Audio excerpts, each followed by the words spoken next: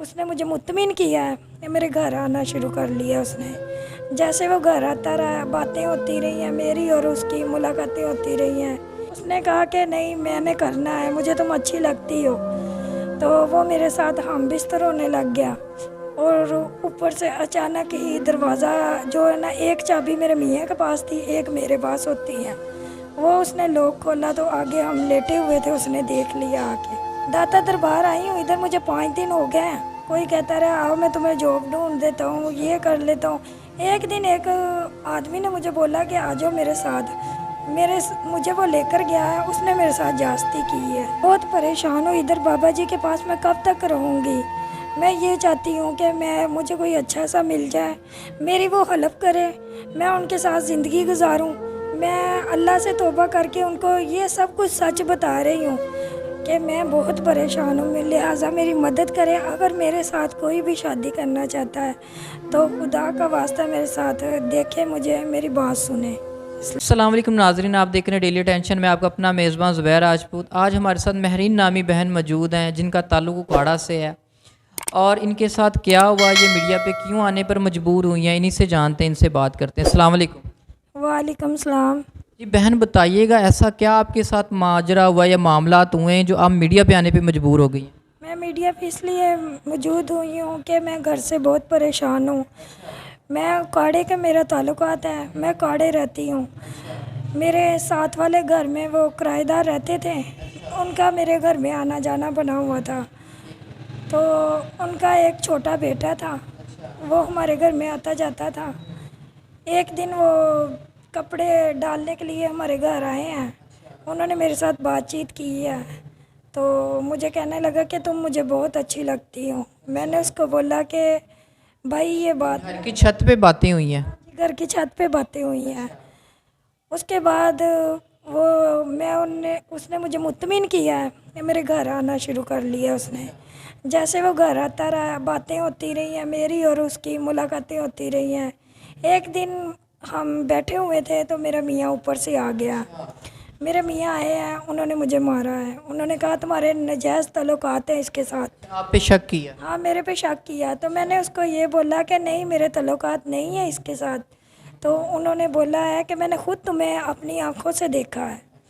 मैंने उनको बोला नहीं, फिर मैंने उनको तमात में ले आई हूँ। उसके बाद कोई बात नहीं हुई। 2 दिन पड़े हैं, मेरा मियाँ काम के लिए बाहर गया है, फिर वो मेरे घर में आ गया। पीछे से फिर आ गया? जी, पीछे से फिर आ गया। आपने मना नहीं किया कि इसी जो जो कुछ हो चुका है इसको हम यहाँ पे ख़त्म कर? उसको बोला, कहता नहीं तुम परेशान ना हो, मैं तुम्हारा साथ दूंगा, जैसा तुम बोलोगी मैं वैसा ही करूँगा। मैंने उसको बोला कि नहीं, फिर उसने कहा कुछ नहीं होता। ऊपर फिर हम बिस्तर हो रहे थे। बात यहाँ तक थी कि आप हम बिस्तरी भी करते थे? उसने कहा कि नहीं, मैंने करना है, मुझे तुम अच्छी लगती हो। तो वो मेरे साथ हम बिस्तर होने लग गया।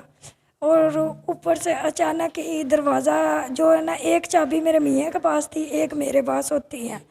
वो उसने लॉक खोला तो आगे हम लेटे हुए थे, उसने देख लिया आके। मतलब ऊपर से आके छापा मारा, आपको पकड़ लिया? हाँ जी, मुझे पकड़ लिया। फिर आगे क्या हुआ? आगे क्या होना, उसने मुझे बालों से पकड़ के घर से बाहर निकाल दिया। उसको भी मारा पीटा है। फिर मैंने उसको, लड़के को बोला कि तुम जहाँ रहते हो मुझे वहाँ वापस ले जाओ। वो कराची का था।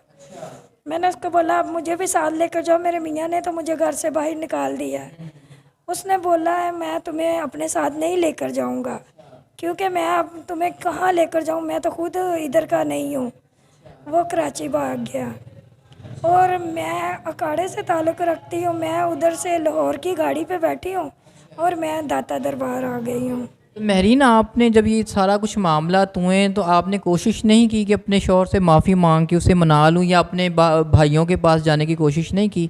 मैंने घर वालों के पास भी गई हूँ, उनको भी बोला है। उन्होंने कहा हमारे घर में तुम्हारे लिए कोई जगह नहीं है। मेरे ख़ानदान में ऐसी नहीं थी, मेरे ख़ानदान भी ऐसा नहीं। उसने, लड़के ने मुझे बलगा लाया है। तो मेरे बहन भाई, मेरे रिश्तेदार, कोई भी मुझे कबूल नहीं करना चाहता, इसलिए मैं दाता दरबार आ गई हूँ। वहाँ से गाड़ी में बैठी हैं, दाता दरबार लाहौर आ गई? हाँ जी, लाहौर आ गई हूँ, वहाँ से गाड़ी पे बैठ के दाता दरबार आई हूँ। इधर मुझे 5 दिन हो गए हैं, 5 दिन मैं उधर रही हूँ। और लोग मुझे वर्गलाते रहे हैं। कोई कहता रहा आओ मैं तुम्हें जॉब ढूंढ देता हूँ, ये कर लेता हूँ। एक दिन एक आदमी ने मुझे बोला कि आ जाओ मेरे साथ, मुझे वो लेकर गया है, उसने मेरे साथ जास्ती की है। हाँ जी। तो फिर अचानक मैं उधर से बाहर बैठी हुई थी मेन सड़क पे, तो एक बाबा जी उधर आए हैं, तो उन्होंने कहा बेटा तुम ऐसे जवान हो, इधर क्या लेने के लिए बैठी हो? तो मैंने बोला बाबा जी मैं अपने घर से बहुत परेशान हूँ, मेरे घर वालों ने मुझे बाहर निकाल दिया है। बाबा जी ने बोला कि तुम परेशान ना हो, तुम मेरे साथ आओ बेटा, मैं तुम्हें तुमात में, उन्होंने मुझे लिया। अब वो मुझे अपने घर में ले आए हो, मैं उनके घर में आके उनकी सफाई करती हूँ, कपड़े धोती हूँ और इधर ही रहती हूँ। उन्होंने मुझे रैश दी हुई है। हाँ जी। अच्छा महरीन, आप के पास हमारा नंबर कैसे आया? बाबा जी को मैंने रिक्वेस्ट की थी कि बाबा जी मेरा कोई सहारा ढूंढ के दे मुझे।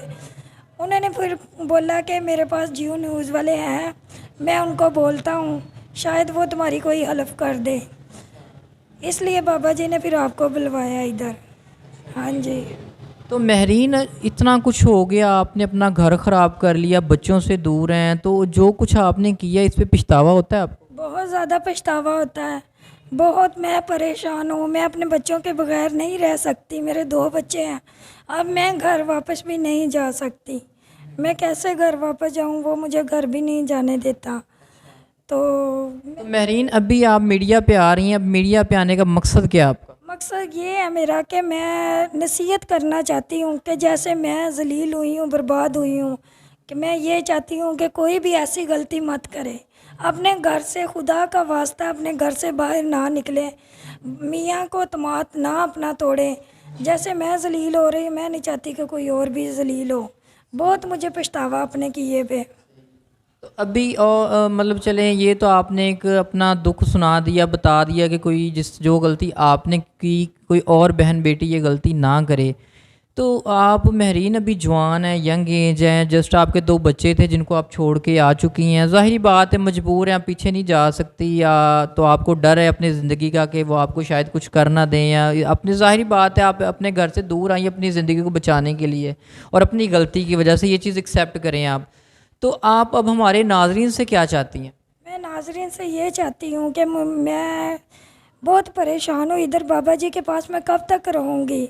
मैं ये चाहती हूँ कि मुझे कोई अच्छा सा मिल जाए, मेरी वो हेल्प करे, मैं उनके साथ ज़िंदगी गुजारूँ। मैं अल्लाह से तौबा करके उनको ये सब कुछ सच बता रही हूँ कि मैं बहुत परेशान हूँ, लिहाजा मेरी मदद करें। अगर मेरे साथ कोई भी शादी करना चाहता है तो खुदा का वास्ता मेरे साथ देखे, मुझे मेरी बात सुने। इसलिए तो जी नाज़रीन, आपने महरीन की बातें सुनी हैं, जो कुछ उन्होंने किया वो उस पे बड़ी शर्मिंदा है और उनको पछतावा है, और वो जिस चीज़ की गारंटी देती हैं कि जो अब इनका सहारा बनेगा वो उसके साथ ऐसा कभी नहीं करेंगी।